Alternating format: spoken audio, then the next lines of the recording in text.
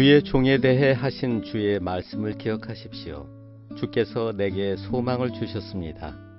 주의 약속이 나의 생명을 보존합니다.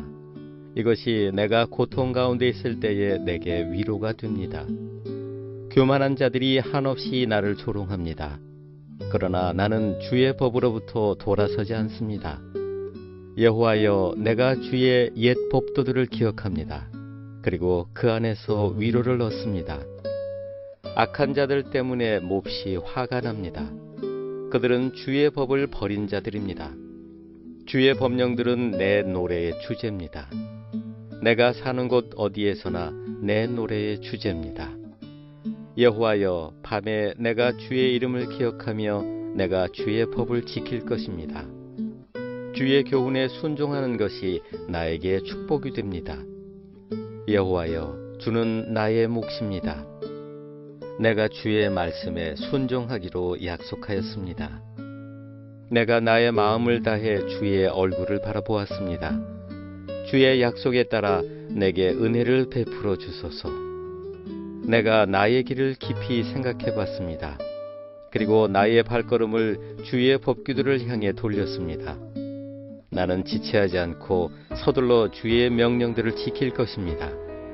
비록 악한 자들이 나를 줄로 묶을지라도 나는 주의 법을 잊지 않을 것입니다. 한밤중에 내가 일어나 주께 감사드립니다. 주의 의로운 규례들에 대해 감사드립니다. 나는 주를 두려워하는 모든 사람들의 친구입니다. 주의 교훈들을 따르는 모든 사람들의 친구입니다.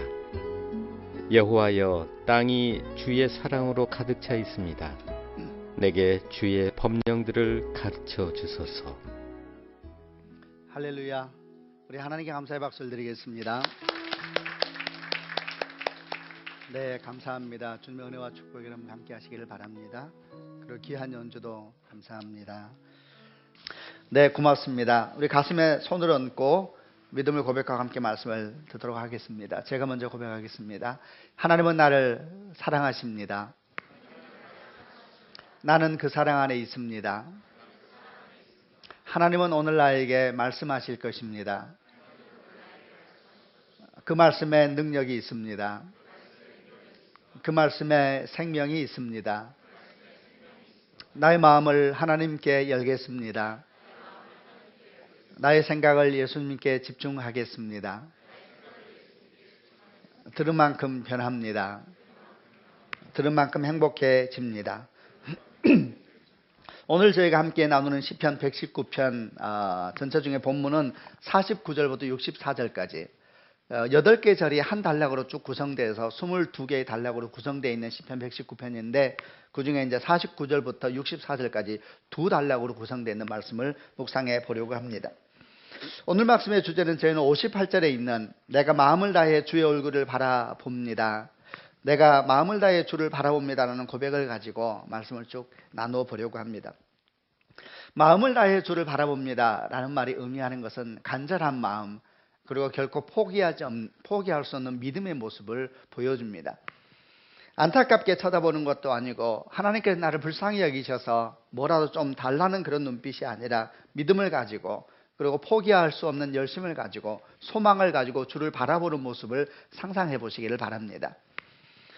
고통 가운데서도, 또 사람들이 조롱 가운데서도, 또는 악한 사람들이 우리 삶을 위협하고 또는 삶을 묶어버리는 그런 위기 가운데서도 포기할 수 없는 열심을 가지고 바라보는 시편 기자의 모습, 그 모습이 내가 마음을 다하여 주를 바라봅니다 라는 모습 속에 나타나고 있는 모습입니다.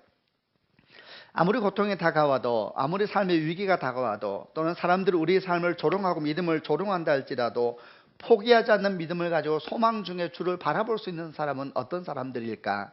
이제 그 내용들이 앞뒤 본문 가운데 쭉 적혀 있는 것입니다. 결론적으로 말하면은 이 사람은 어떤 사람이냐? 어떤 사람이 이렇게 기도할 수 있고 이렇게 노래할 수 있느냐? 그 사람은 하나님의 약속을 가진 사람입니다. 하나님의 약속을 기억하고 있는 사람입니다. 라는 고백입니다. 두 단락으로 나눠졌다 그랬는데 두 단락이 처음 시작되는 말씀을 조금씩 읽어보려고 합니다. 먼저 49절부터 50절까지 말씀을 같이 읽겠는데 제가 먼저 49절 읽겠습니다. 주의 종에 대해 하신 주의 말씀을 기억하십시오. 주께서 내게 소망을 주셨습니다.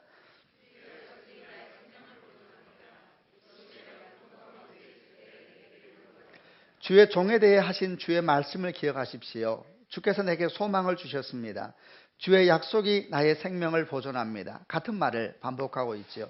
주의 종에 대해서 하신 말씀을 기억하십시오. 주의 종에 대해서 하신 말씀이라는 것은 하나님께서 하셨던 말씀, 하나님께서 내게 주셨던 약속을 기억하시기를 바랍니다. 주님 그 약속을 잊지 마십시오. 왜냐하면 그 약속이, 그 말씀이 내게 소망이 되기 때문이고 그 말씀이 내 가운데 큰 위로가 되기 때문입니다. 이렇게 기도를 시작합니다. 또 두 번째 단락 처음 시작인 57절과 58절도 같이 읽어보겠는데 제가 57절을 읽겠습니다. 여호와여, 주는 나의 몫입니다. 내가 주의 말씀을 순종하기로 약속하였습니다. 58절. 주의 약속을 따라 내게 은혜를 베풀어 주소서. 여호와여, 주는 나의 몫입니다. 주는 나의 유산입니다. 주는 나의 기업입니다. 주의 나는 분기십니다. 이런 이야기입니다. 내가 주의 말씀을 순종하기로 약속하였습니다. 앞에 있는 노래처럼 주님이 나에게 말씀하셨고 내가 그 말씀을 붙들고 살고 있습니다. 그러므로 나 또한 주께 약속합니다. 고백합니다. 내가 주의 말씀을 순종할 것입니다. 내가 나의 마음을 다해 주의 얼굴을 바라보았습니다. 주의 약속을 따라 내게 은혜를 베풀어 주소서. 마찬가지 말씀이 또 반복됩니다. 주의 약속을 기억하여 주시고 그 약속을 바라보면서 포기하지 않고 걸어가고 있는 나를 기억하여 주시옵소서. 주여 내게 은혜를 베풀어 주셔서 주께서 약속하신 대로 내 삶 가운데 이루어 주시옵소서. 이렇게 기도하고 있는 내용들입니다. 하나님의 약속을 가진 사람들, 하나님의 약속을 기억하고 있는 사람만이 할 수 있는 기도입니다. 주의 종에 대해 하신 주의 말씀을 기억해 주십시오. 이런 표현들 속에는 하나님, 저는 하나님께서 하신 약속을 잊지 않고 있습니다. 하나님께서 내게 하셨던 약속을 저는 지금도 기억하고 있습니다. 하나님, 저는 이 약속을 붙들고 살고 있습니다. 그러므로 주님도 저에게 하셨던 약속을 잊지 않으셔야 합니다. 이렇게 고백하고 간구하고 있고, 그리고 이 모습 속에서 어떠한 고통이 있든지 어떠한 위기에 있든지 나는 전심으로 주만을 바라보고 걸어갑니다라는 고백이 나오게 된 겁니다. 하나님의 약속이 있는 사람은 결코 어떤 상황이 있든지 주를 향한 기도와 주를 향한 예배와 간절함을 포기하지 않을 것입니다. 아멘 하시기를 바랍니다. 오늘 제가 묵상하려는 본문은 바로 이 부분에 대한 것입니다. 우리에게 다가오셔서 약속하시는 하나님, 그 약속을 따라 살아가는 믿음의 사람들, 그 약속이라는 것은 우리에게 어떤 것이고 그 약속을 따라 산다는 것은 어떤 것일까? 그리고 하나님께서 우리에게 약속을 주신다 그랬는데 우리에게 임하는 약속의 말씀이라는 것은 도대체 무엇일까? 이런 질문들을 하면서 말씀 속으로 들어가 보려고 합니다. 기독교를 말할 때에 언약의 종교이다 또는 약속의 종교이다 이렇게 말씀을 하고 표현을 합니다.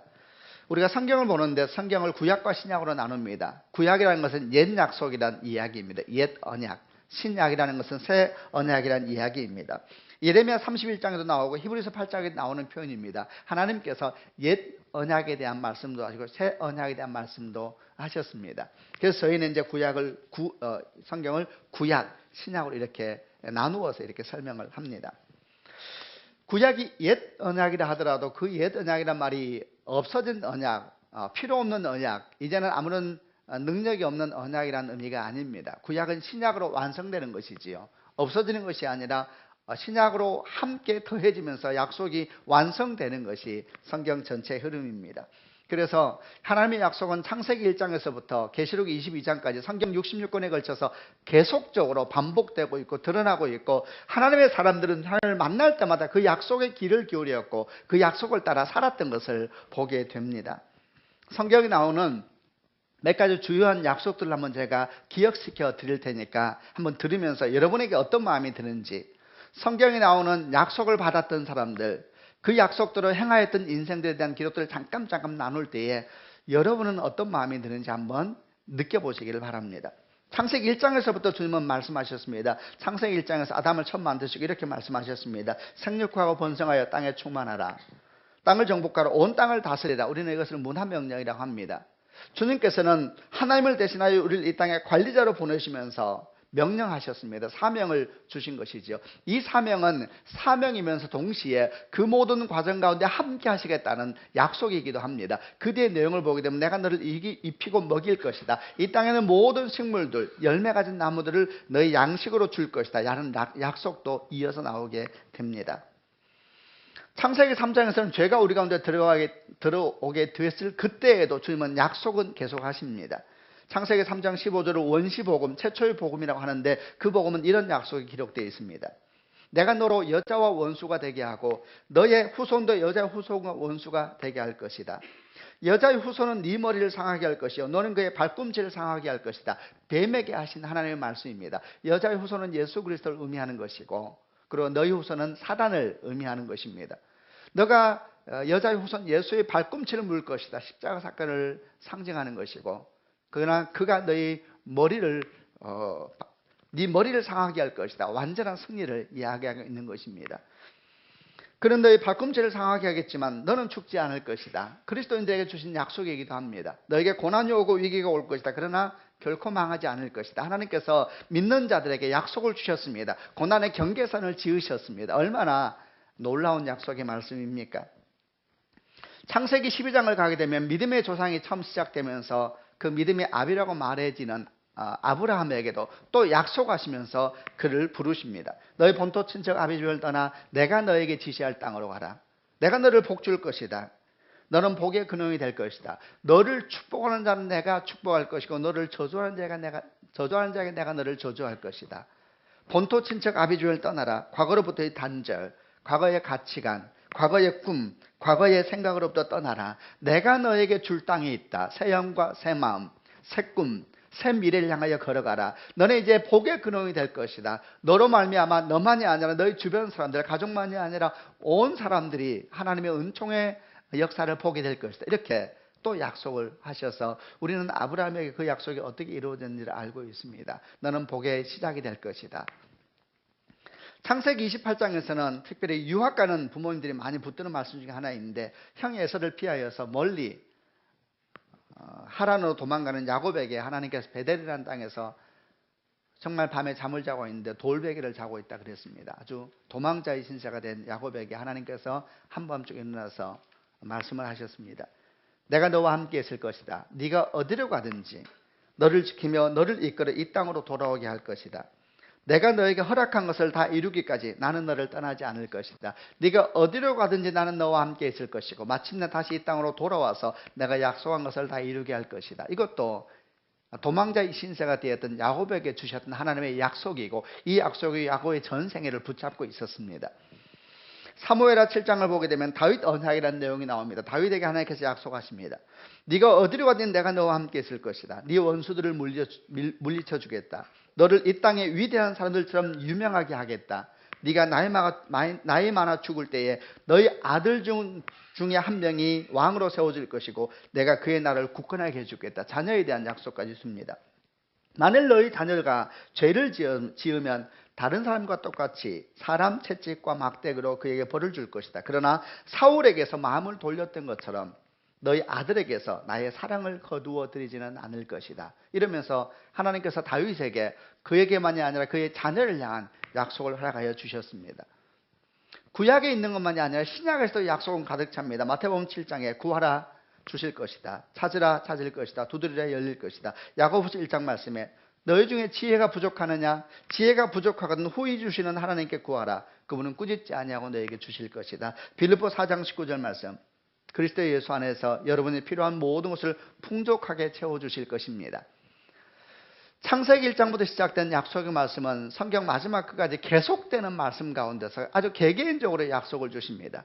아브라함에게 약속을 주셨고 야곱에게 약속을 주셨고 다윗에게 약속을 주셨고 요셉에게 약속을 주셨고 사도들에게 약속을 주셨고 또 각 교회 가운데 성도들에게 하나하나 주시는 약속의 말씀들이 계속해서 성경 가운데 나오고 있습니다. 이제 여러분 제가 아까 했던 질문을 따라 다시 여쭤보겠습니다. 이렇게 성경 가운데 성경은 온갖 약속의 말씀으로 가득 차 있는데 이런 약속의 말씀에 대한 이야기를 듣게 되면 여러분 어떤 마음이 듭니까? 제가 생각해 보라 그랬는데요.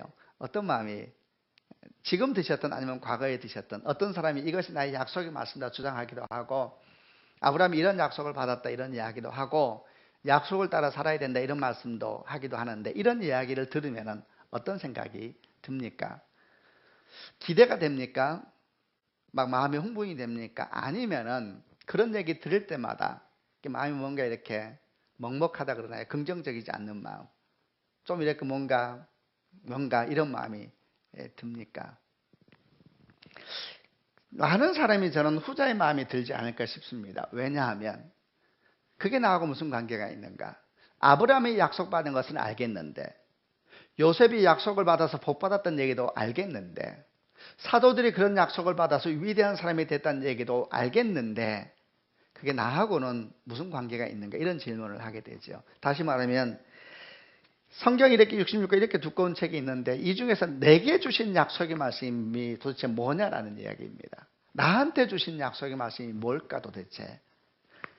어떤 것이 내게 주신 약속의 말씀일까? 이런 질문이 떠오를 거라는 겁니다. 연초에 저희가 특별 새벽기도 2주 동안 했었습니다. 그리고 마지막 시간에 말씀 카드를 준비했습니다. 저희가 어노인팅 기름 바름으로 이렇게 축복 기도를 해주시면서 이렇게 올라오면서 말씀 카드를 하나씩 택하였는데 이 말이 무슨 말인지 모르겠다 그러면은 내가 연초에 안 나왔구나 이렇게 생각하면 돼요. 그래서 올라오면서 이렇게 말씀 카드를 하나씩 택하셔서 올라오면 저희 목회자들이 그 말씀을 읽어주면서 축복했습니다. 그 말씀은 대로 하나님께서 이루어 주시기를 바랍니다. 축복하고 이제 성경에서 기름을 바르며 기도하라 그랬으니까 저희도 기름을 바르고 기도를 하는 시간을 가졌었습니다. 자, 요즘은 제가 이렇게 한 번씩 뵈면은 어떤 분들은 그 말씀을 정말 소첩에 딱 붙여 놓으셨어요. 아침마다 그걸 붙들고 기도를 한대요. 아주 저는 귀한 일이라고 생각을 합니다. 그 사람에게 은혜가 있을 겁니다. 그러니까 그분은 이제 그 말씀을 항상 읽으면서 아침마다 그 말씀을 붙들고 있는 것이죠. 자, 그러면 이제 생각합니다. 그 사람에게 그 말씀은 약속의 말씀일까요? 아니면 이제 각자 우리로 생각하면 그게 우리에게 주신 약속의 말씀일까요? 아닐까요? 만약에 약속의 말씀이라 생각한다면 왜 그걸 우리에게 약속의 말씀이라고 생각을 하는 걸까요? 예를 들어서 교회에서 주셨으니까, 교회에서 준비한 말씀이니까 그걸 받고 믿음으로 받으면 약속의 말씀이 되는 것이 아닌가? 아니면은 목사님이 기도하면서 주셨으니까, 목사님이 기도하면서 줬으니까 아무래도 좀 특별하지 않은가 이렇게 생각하는 사람도 있을 것이고, 아니면은 내가 작정하면서 기도하면서 받았고 그 기도의 끝에 2주 동안 내가 열심히 새벽을 깨우고 한 번도 결석하지 않고 나와서 기도하고 마침내 받은 말씀이니까 약속의 말씀일까? 아니면 그 내용을 딱 받으니까 너무 마음에 드는 거예요. 오호라, 말씀이 너무 마음에 드는 거예요. 저희 딸이 받은 약속의 말씀이 어떻게 정확한지 너무 마음에 드는 것이죠. 그래서 약속의 말씀이구나 이렇게 받으면 될까요? 만약에 그러면은 기도하지 않고 어떻게 멍하다가 그날 마주목적에 나와가지고 엄마가 깨우는 바람에 막파니까 한 번에 나가자 간절히 사정하여서 국렬한 마음을 한번 따라줬더니 줄 서서 줄 섰더니 뭘 하나 뽑으라 해서 뽑았더니 그리고 기도를 받았다. 그러면 그 말씀은 약속의 말씀인가요? 아닌가요? 아니면은 열심히 기도하고 받았는데 딱 기도의 말씀을 받는 순간 너무 마음에 안 들어. 뭐 이런 말씀을 주시나? 이럴 때는 어떻게 해야 되나요? 제가 지금 비슷한 얘기를 반복하고 있는 겁니다. 기도를 하고 받으면 약속의 말씀이 된다 그러면 얼마나 기도를 하고 받아야 되는 것입니까? 3일 금식하고 받으면 약속의 말씀이 되는가? 40일 금식하고 받으면 약속의 말씀이 되는가? 아니면 그냥 말해서 내가 좋아하는 말씀 그냥 택하면 안 되는가? 성경을 보면서. 그리고 딱 말해 이거 내 약속의 말씀이야 이렇게 말하면은 안 되는 것일까? 이런저런 생각을 해보게 됩니다. 오늘 말씀의 주제가 이제 그 가운데 있습니다. 내게 주신 약속의 말씀이 있어야 된다. 하나님은 말씀을 주시는 분이시고 오늘 시편 기자는 하나님께 기도합니다. 주여 내게 하신 약속을 잊지 마십시오. 그 약속이 내게 소망이 됩니다. 내가 그 약속을 붙들고 주만을 간절히 바라보고 있습니다. 사람들이 나를 조롱하여도 사람들이 나를 무시하여도 하나님이 나의 분깃이시고 주의 약속이 내게 소망이 됩니다. 이렇게 말하기 위해서는 이렇게 기도하기 위해서는 내게 주신 약속의 말씀이 있어야 되는 것이죠. 아멘이시죠? 우선 여러분 축복합니다. 하나님께서 여러분에게 말씀을 주시는 축복이 있기를 바랍니다. 그리고 그 말씀이 여러분에게 약속의 말씀이 되어서 붙들고 기도하고 붙들고 달려갈 수 있는 그런 권능이 여러분 가운데 임하시기를 바랍니다. 하나님의 말씀은 수없이 많이 있는데 어떻게 하면 이 말씀 가운데서 내 약속의 말씀을 내가 받을 수 있고 찾을 수 있고 확신할 수 있을까? 이런 것들이 오늘 나누려고 하는 아주 중심 주제에 대한 것입니다. 좀 이렇게 표현해도 괜찮을 것 같습니다. 이 하나님 말씀을 어떻게 하면 내게 임하는 약속의 말씀으로 만들어갈 수 있을까? 좀 표현이 이상한가요? 이 하나님 말씀을 언젠가 저는 설교할 때 이런 표현을 쓴 적이 있습니다. 이 성경이라는 이 문자가 어떻게 하면 문자가 아니라 생명력 있는 말씀으로 내게 올 수가 있을까? 이런 질문을 한 적이 있었습니다. 오늘은 좀 질문을 바꾸어서 이 하나님의 말씀이 어떻게 하면 내 개인에게 주시는 약속의 말씀이 되도록 할 수가 있을까? 이런 질문을 가지고 나가는 겁니다. 이 말씀이 내게 주시는 약속이 되기 위해서 우리는 무엇이 필요한가? 한 3가지 정도로 정리를 해보려고 합니다. 첫 번째, 아주 중요한 것, 말씀이 약속으로 내게 다가오기 첫 번째 우리가 알아야 될 것은 뭐냐면, 약속보다 중요한 것은 약속하신 분이 누구신가 라는 사실이라는 겁니다. 약속의 내용보다 중요한 것은 약속하신 하나님이라는 것을 아는 것이 몹시 중요합니다. 히브리서 11장 6절에 믿음이 없이는 기쁘시기 못하는, 이렇게 말하면서 믿음을 뭐라고 말하냐면 그가 계신 것과 그가 자기를 찾는 자에게 상 주신 이심을 믿어야 한다. 그가 계시다는 것을 믿어야 하고 그분의 상 주시는 이시라는 것은 그분의 선하심을 믿어야 한다. 그것을 믿지 못한다면 하나님의 기쁨의 역사가 일어날 수가 없다. 하나님의 역사가 일어날 수 없다. 이렇게 설명을 합니다. 우리는 보통 약속에 대한 얘기를 하다 보면 약속의 내용에 관심이 있습니다. 그 사람 어떤 약속 받았대? 야, 대단하다. 이렇게 약속의 내용, 약속의 위대함, 약속이 얼마나 정확한가, 이런 데에 관심이 많습니다. 그러나 사실 그 접근은 잘못된 접근입니다. 약속의 내용보다 중요한 것은 약속하신 분이 누군가에 대한 믿음이 훨씬 더 중요합니다. 여러분, 우리가 일상을 살면서도 우리는 약속을 많이 하지 않습니까? 생각해 보시기를 바랍니다. 아무리 약속이 멋있고 대단하고 그럴듯하고 그 약속이 이루어지면 엄청난 인생의 변화가 생길 것이다 라고 생각된다 할지라도, 그 약속한 사람이 매일 거짓말하는 사람이라면 그 약속한 사람이 사실은 매일 자기 이익만 챙기고 이기적인 마음이 가득 차고, 그리고 전혀 능력도 없고 힘도 없고, 그리고 나에 대한 사랑도 없는 그런 믿을 수 없는 사람이라면 여러분은 그런 약속을 기쁨으로 받을 수가 있겠습니까? 그런 사람은 아무도 없습니다. 그래서 허무한 약속이죠. 그건 거짓말이죠. 그건 속이는 말이죠. 좀 더 심하게 되면 그렇죠. 예배 때 쓰기 언어가 좀 그래서 사기죠. 아무리 약속이 멋있어도 그 약속한 사람을 신뢰할 수 없으면 사실은 그건 다 필요가 없는 겁니다. 반대로 생각해 보시길 바랍니다. 반대로 생각해서 약속이 우리를 당황스럽게 할 수가 있어요. 약속이 내 마음의 기대에 어긋날 수가 있다고 생각해 보세요. 그런데 그렇다 하더라도 그 약속한 분이 정말로 나를 사랑하는 사람이라면, 정말로 내가 잘 되기를 바라는 분이라면, 그리고 정말 나를 위해서라면 그 어떤 것도 줄 수 있는 그런 분이시라면, 그분에게 그런 능력이 있다면, 그분에게 정말 그런 힘이 있다면, 더 나아가서 그분이 내 어미요 내 아비라면, 여러분, 그 약속이 내 마음에 조금 들지 않고 왜 내 생각과 다르지? 라고 한다 할지라도 우리는 그 약속에 대해서 다른 마음으로 접근하게 될 겁니다. 여러분, 약속보다 중요한 것은 약속한 분이 누구신가 하는 믿음입니다. 그러므로 우리가 어떻게 하면 이 66권의 성경 말씀 가운데서 내 약속의 말씀을 찾을 수가 있을까? 이런 표현이든지, 이 말씀을 어떻게 하면 내 약속의 말씀을 바꿀 수 있을까? 이렇게 표현할 때 중요한 것은 내용 이전에 약속하신 하나님에 대한 믿음을 잘 살피고 견고하게 세워가야 된다는 겁니다. 그분이 누구십니까? 그분은 하나님이시지요. 그러므로 우리는 약속하신 그 하나님을 믿을 수 있는가에 대한 이야기부터 시작을 해야 되고, 그게 약속의 말씀에 대한 묵상의 시작이 되어야 합니다.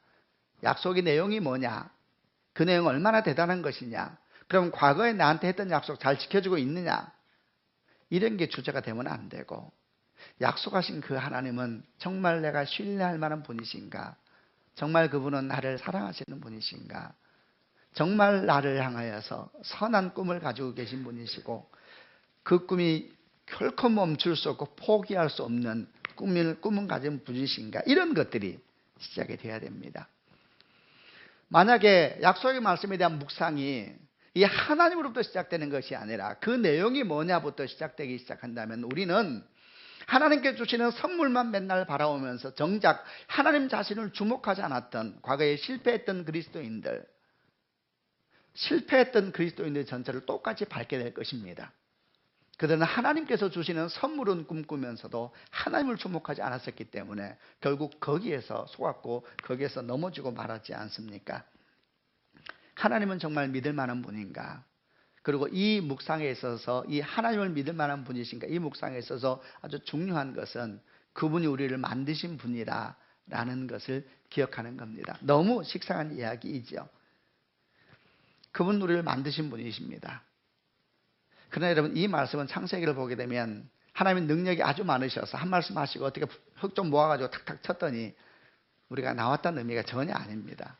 성경은 두 가지 언어를 써서 우리를 만든 과정을 설명합니다. 하나는 하나님의 형상을 따라 만들었다. 두 번째는 우리를 흙으로 만드시고 그 코에 생기, 하나님의 호흡을 불어넣었다. 두 가지 언어를 씁니다. 하나님의 형상은 이미지라 그러죠. 형상은 뭐냐면 하나님의 어떠하심입니다.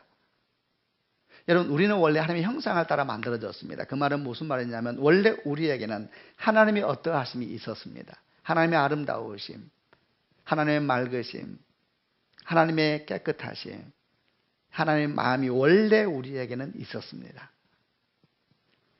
창조과학을 설명하는 이재만 선교사님이 아주 좋은 얘기를 하더라고요. 이렇게 표현하더라고요. 우리는 원래가 좋았습니다. 사람들은 다 미래가 좋을 것이라 그러지만 우리는 원래가 좋았습니다. 이렇게 말을 몇 번 하는데 되게 저는 마음에 들었습니다. 원래 우리는 하나님의 형상을 따라 만들어졌습니다. 두 번째, 원래 우리는 하나님의 호흡이 있었습니다. 원래 우리는 하나님의 호흡으로 호흡하는 존재들이었습니다. 하나님의 형상으로 만들어졌다, 하나님의 호흡을 했다라는 말은 사실 두 가지 얘기가 아니고 연결된 이야기입니다. 왜냐하면 하나님의 형상을 가진 사람들은 하나님의 호흡을 하거든요. 우리는 그렇게 만들어졌습니다. 다시 이렇게 정리할 수 있죠. 우리는 하나님으로부터 흘러나온 존재입니다. 하나님의 사랑이 우리 가운데 흘러나와서 우리가 된 것이고 하나님의 생명력이 흘러나와서 우리가 된 겁니다. 원래 우리는 하나님으로부터 시작된 존재입니다. 여러분, 이걸 믿을 수가 있습니까? 다시요, 아멘 하셔야 됩니다. 여러분, 이걸 믿을 수가 있습니까? 만약에 정말 우리가 이것을 믿을 수가 있다면 사실 우리 질문은 근본적으로 아주 중대한 전환점을 맞이하게 됩니다. 우리가 하나님으로부터 흘러나왔다는 것, 우리가 하나님으로부터 시작됐다는 것을 우리가 믿을 수만 있다면, 만약 그렇다면 다시 말하면 우리가 하나님으로 시작되었다는 것과 우리가 하나님의 형상으로 회복되어야 한다는 것과 우리가 하나님의 호흡으로 호흡해야 한다는 것을 믿는다면 사실 하나님은 믿을 만한 분이신가라는 질문을 조금도 망설이지 않고 즉각적으로 할 수가 있습니다. 이렇게 대답할 수가 있습니다. 네, 나는 하나님을 믿습니다. 왜냐하면 그분은 나의 호흡이시기 때문입니다. 그분은 나의 시작이시기 때문입니다. 그분은 내가 마침내 돌아가서 만날 바로 그분이시기 때문입니다. 그분은 우리 고향입니다. 선율을 위해서 기도를 많이 했는데 우리 선율이가 천국을 갔습니다. 한 달 동안 같이 우리 부모님하고 기도를 하면서 제 마음에 어쩌면 하나님께서 부르실지도 모르는 생각이 계속 들기 시작했습니다. 어머님이 많이 두려워하고 마음 아파하고, 그래서 제가 어머님에게 보냈던 문자 중에 하나가, 자매님 너무 많이 두려워하지 마십시오. 선율이가 돌아갈 곳은 선율이의 고향입니다.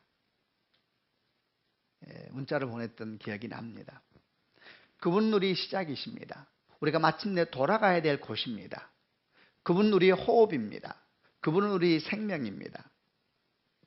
여러분, 만약에 우리가 그분으로부터 시작됐다는 걸 믿는다면 하나님은 믿을 만한 분이신가에 대해서 망설이지 않고 대답할 수 있는 이유는 여기에 있는 겁니다. 그래서 성경에서는 끊임없이 여기에 초점을 맞춰서 설명하십니다. 끊임없이 반복해 설명하십니다.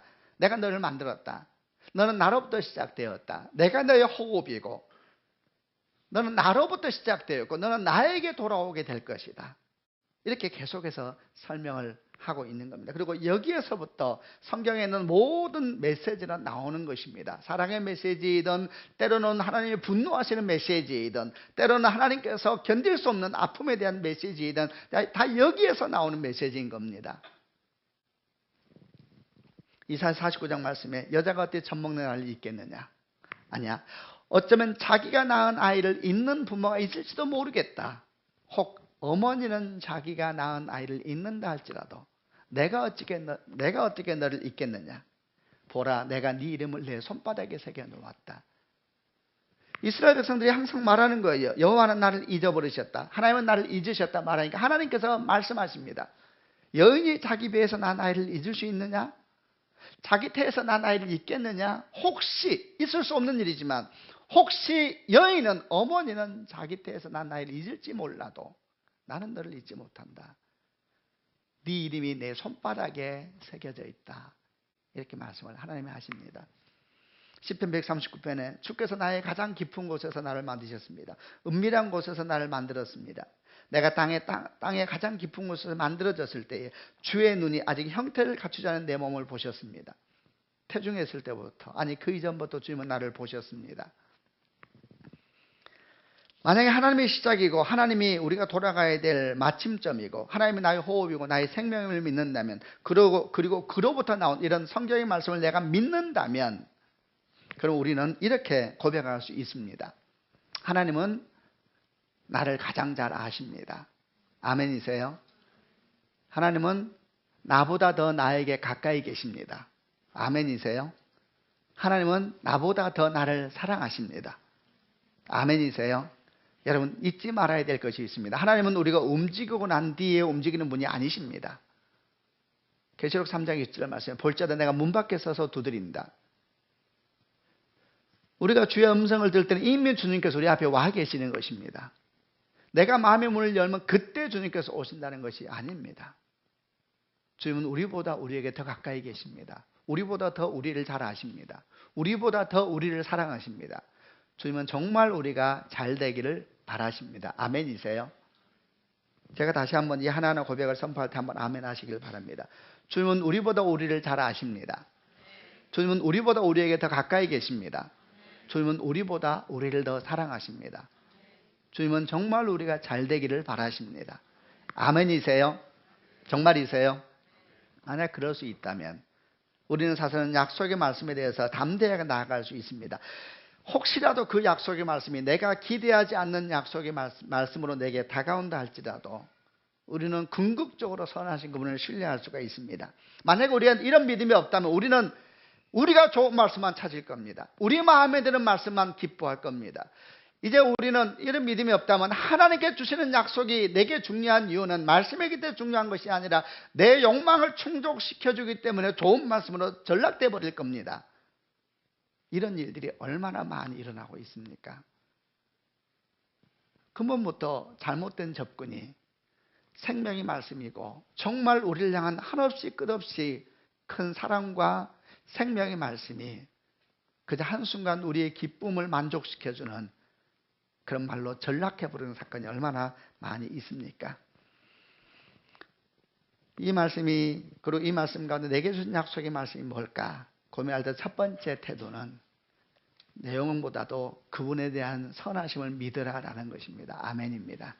그분은 우리보다 우리를 사랑하십니다. 두 번째, 이 말씀 가운데서 어떻게 하면 내 약속의 말씀, 내게 주신 약속의 말씀을 찾을 수 있을까? 나는 이 말씀을 내게 주신 약속의 말씀으로 만들 수 있을까? 두 번째 기억할 것은 모든 약속의 말씀은 십자가 아래에 머물러 있어야 한다는 것입니다. 다시 말하면 모든 약속의 말씀은 반드시 십자가를 관통해야만 된다라는 것입니다. 갈라디아서 6장 14절 말씀에 내게는 우리 주 예수 그리스도의 십자가 외에는 결코 자랑할 것이 없습니다. 그리스도로 말미암아 세상은 나에 대해서 십자가에 못 박혔고 나도 또한 세상에 대해서 십자가 못 박혔습니다. 나는 십자가와 그리스도 외에는 자랑할 것이 아무것도 없습니다. 이렇게 사도 바울이 고백을 합니다. 모든 약속의 말씀은 다 십자가를 관통해야만 됩니다. 여러분, 하나님은 지금도 개인적으로 말씀하십니다. 저는 그걸 믿습니다. 개인적으로 말씀하십니다. 그러나 여러분, 그 말이 중심이 없다는 말씀이 아니고 초점이 없다는 말씀이 아닙니다. 어떤 사람들은 자기가 말씀을 받았대요. 근데 그 말씀이 진짜인가 아닌가에 대해서 구별할 수는 있어야 합니다. 근데 그런 구별에 대한 중심성이 없으면은 다 속는 것입니다. 하나님은 지금도 개인에게 말씀하십니다. 왜 아니하시겠습니까? 동시에 그러나 그 모든 말씀은 십자가에서 완성되고 십자가에서 다시 출발합니다. 약속의 궁극적인 계시는 십자가에서 완성되고 십자가에서 시작된다는 겁니다. 여러분, 골고다 언덕 위에 달렸던 십자가를 잠깐 묵상해 보시기를 바랍니다. 지금 그 모습을 한번 생각해 보세요. 이 십자가를 바라볼 때 우리는 어떤 생각이 듭니까? 이 십자가는 무엇을 우리에게 가르쳐 줍니까? 많은 것을 가르쳐 주지요.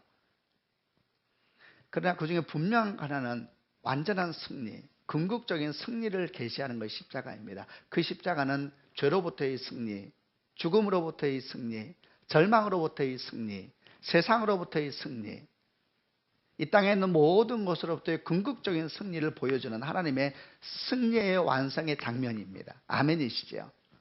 이걸 여러분 믿는다면, 또 안다면 이제 다른 쪽을 한번 묵상해 보세요. 약속의 말씀이 궁극적으로 우리에게 가져다 주는 것은 뭡니까? 승리입니다. 승리. 죄로부터의 승리, 절망으로부터의 승리, 사단으로부터의 승리, 세상으로부터의 승리, 이 땅에 있는 모든 것으로부터의 승리를 우리에게 보여주시고 그 승리를 향해서 이끌어가는 것이 약속의 말씀입니다. 그러므로 이 약속의 말씀과 십자가는 뗄래야 뗄 수가 없는 것입니다. 다른 말로 하면 이런 것입니다. 만약에 십자가와 말씀이 내 약속의 말씀이다 생각하면서 이 말씀이 십자가와 관련이 없다면, 또는 이 말씀이 나로 하여금 십자가를 부인하게 하고 십자가의 삶을 기뻐하지 않게 하는 말씀이라면, 이 말씀이 십자가에 대해서는 예수님을 생각하게 하고 십자가에 향해서 걸어간 인생에 대해서 가르쳐 주지도 않고 거기에 대해서 묵상하지도 않게 하는 말씀이라면 그 말씀은 거짓말입니다. 그건 사단의 말입니다. 그런 말씀은, 그런 말은 십자가 없는 부활을 말하고 고난이 없는 영광을 말하기 때문에 사람들은 모여들고 박수를 칩니다. 그리고 대단하다 말하지만 다 거짓말입니다. 그 약속은 사단의 약속입니다. 사단은 거짓의 아비요 속이는 영이라고 성경은 분명히 말하고 있습니다. 우리 착각 중에 하나는 뭐냐면 말씀이 무조건 하나님의 말씀이다라고 생각하는 것이 착각입니다. 아닙니다. 사단도 하나님의 말씀으로 사람을 속입니다. 누가복음 4장을 보게 되면 예수님께서 세 가지 시험을 받으실 때에 그 시험 중에 하나가 사단이 시편 91편의 말씀을 가져와서 시험을 합니다.